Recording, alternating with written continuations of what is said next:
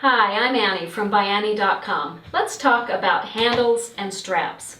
Many of my bags feature detachable, adjustable straps and quick grab handles, and there are a few special techniques that I use to make these pieces sturdy and functional.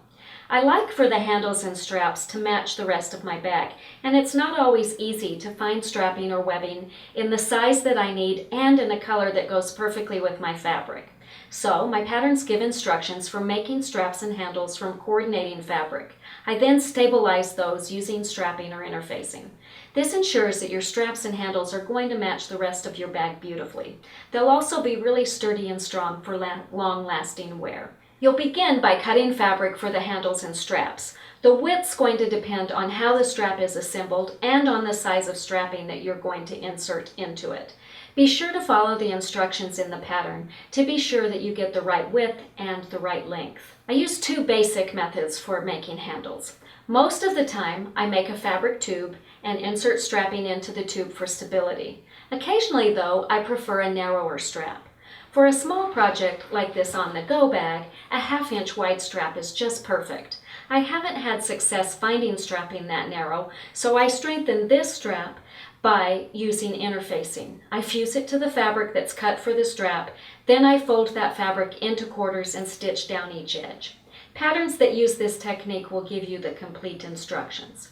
But for the vast majority of my patterns using straps, I'm going to insert strapping into a fabric tube. Let me show you how that works. Begin by folding the fabric for the strap in half lengthwise with your right sides together. Sew an accurate 1/4 inch seam down the side and then press that seam open. When I do this pressing, I lay it flat on my ironing board and I press just one side of the seam over. You really don't want to try to center that seam in the middle and press it, because then you're pressing creases on the wrong side of your handle and they're going to be noticeable and maybe not fall out in the right place when you turn it right side out. So just press one side over and that's going to be good. Then you're going to turn the tube right side out.